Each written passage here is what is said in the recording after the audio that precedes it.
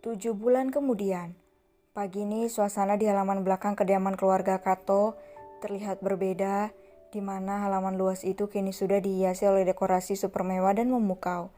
Dengan detail-detail romantis namun nampak terlihat menggemaskan, itu karena dekorasi yang dihiasi full oleh warna pink dan biru, semak atau pohon hias lebat yang dibentuk menyerupai beberapa hewan, meja tamu dengan piring diberi aksesoris berbagai bentuk binatang, balon yang bertaburan dan juga bergantungan di atas berwarna pink dan biru.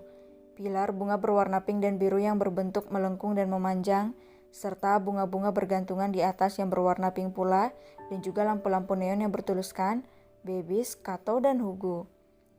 Tamu akan terpukau dengan tampilan dekorasi dalam rangka perayaan 7 bulanan kehamilan Kim di mansion Kato. Ya, hari ini adalah perayaan baby shower Kim yang dirayakan semeriah mungkin.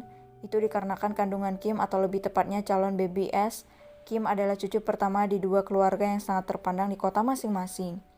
Suara percakapan, canda dan tawa serta suara kebisingan anak-anak terdengar meriah di halaman Kato. Mereka sedang menunggu sang calon mommy dan daddy yang masih berada di kamar. Para tamu tidak dapat menyembunyikan rasa kagumnya dengan dekorasi acara baby shower cucu pertama keluarga Kato. Mereka tidak menyanyiakan kesempatan untuk mengambil gambar mereka dengan memamerkan penampakan dekorasi mewah itu. Nathan, Mommy Gabriela memanggil sang keponakan yang terlihat sedang melayani kemanjaan seorang istri yang sedang hamil muda. Iya, Mom, sahut Nathan sambil menuntun istrinya dengan sangat hati-hati. Kau tidak apa-apa, sayang? Mommy Gabriela bertanya kepada Jenny sambil mengusap perut Jenny yang sudah terlihat menonjol. Iya, Mom, aku cuma sering lapar. Adu Jenny dengan mulut yang berisi makanan cake. Nathan senantiasa membersihkan mulut istrinya penuh kelembutan. Duduklah, perintah Mommy. Dengan patuh Jenny pun duduk di sebelah Mommy Gabriela. Anak mesum, panggil si Pete kemari. Nathan yang ingin mendudukkan bokongnya di kursi harus tertahan saat mendengar perintah sang Mommy Ratu. Dengan patuh, Nathan melaksanakan perintah Mommy Gabriela dengan mulutnya yang bersungut-sungut tidak jelas. Dasar pasangan tidak tahu di tempat, menyusahkan, gerutu Nathan. Nathan pun sampai di depan kamar Kim dan Arthur dengan perasaan kesal. Nathan mengetuk pintu kamar Arthur dengan kekuatan penuh. Suara ketukannya mengganggu pasangan yang sedang bermesraan di dalam sana. Si Pete, buka pintunya, teriak Nathan. Si Pete. Nathan masih mengetuk pintu kamar Arthur dengan gebrakan kuat dan berteriak nyaring. Nada teriakan Nathan berhenti saat pintu kamar Arthur terbuka dan memperlihatkan wajah kesal sang pemilik kamar. Cih, Nathan berdecak dengan tatapan sinis ke arah sepupunya itu. Cepatlah, semua tamu sudah menunggu Pangeran si Pete, cetus Nathan dengan mata mendelik ke arah Arthur. Gumam Arthur. Cepatlah, sentak Nathan. Brak, si Pete. Nathan berteriak dengan emosi ketika Arthur menutup pintu kamarnya dengan kasar dan mengenai ujung hidung mancung pria itu. Dasar sepupu laknat, si Pete, amuk Nathan. Pria tampan itu pun menjauh dari kamar Arthur dengan mulut kembali bersungut-sungut. Sedangkan di dalam kamar, Nathan, kenapa sayang? Kim yang sedang merapikan penampilannya kembali bertanya kepada sang suami yang raut wajahnya masih terlihat kesal. Bagaimana tidak kesal dikala ia dan benda ajaibnya akan mengarungi lembah gelap harus terjeda oleh teriakan dan amukan sepupu culunnya. Jadilah sebenda ajaib kehilangan mood dan keberanian untuk memasuki gua ajaib sang istri. Sayang, Kim mendekati suaminya yang bibir tipisnya kini maju 3 cm ke depan. Cup. Kim mengucup sekilas bibir merah alami Arthur. Nanti kita lanjutkan sayang. Bujuk Kim untuk mengembalikan mood suaminya itu. Ini semua gara-gara si culung laknat itu, dengus Arthur.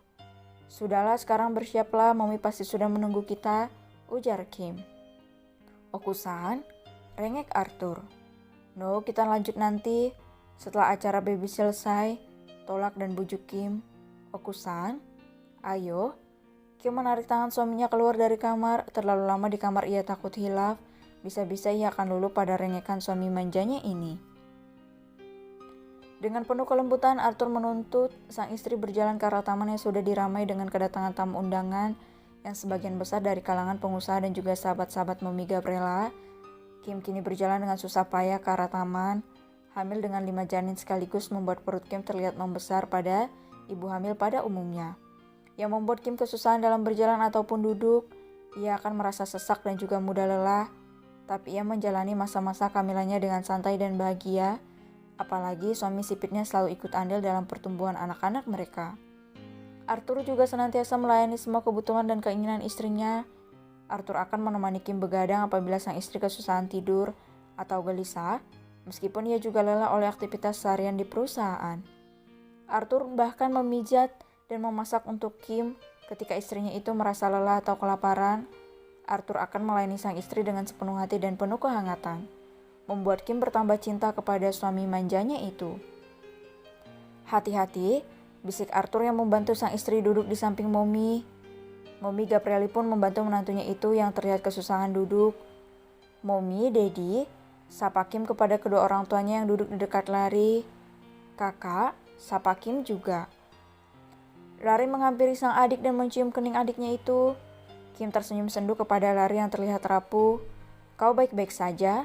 tanya Kim. Gumam Larry dan memeluk adiknya itu.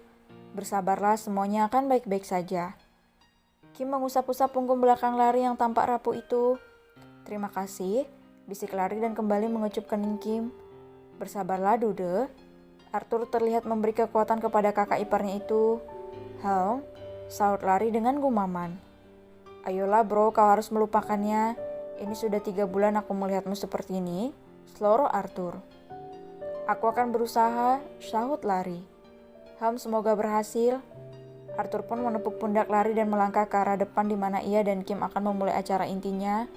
"Entahlah apakah aku bisa melupakannya. Ini terlalu sakit buatku," gumam Larry. Pria itu menolehkan kepalanya saat tangan lemah sang Daddy menggenggam kuat tangannya. Seakan Daddy Damian memberikan kekuatan dan dukungan kepada putra satu-satunya itu. "Daddy, jangan khawatir. Aku pasti baik-baik saja," ucap Larry sambil memamerkan senyum penuh luka itu kepada Daddy Damian. Sementara Caroline tetap pada keadaannya yang terdiam dan belum ada berubah sedikit pun. Sementara Daddy Damian keadaannya mulai membaik. Ia bisa merespon dan mendengarkan keluhan anak-anaknya. Walaupun ia harus divonis lumpuh, tapi Daddy Damian memiliki semangat untuk sembuh. "Lebih baik kita ikut bergabung, Dad, Mom," ajak Larry.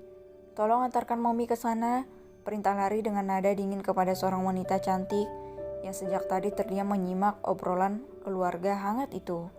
"Baiklah."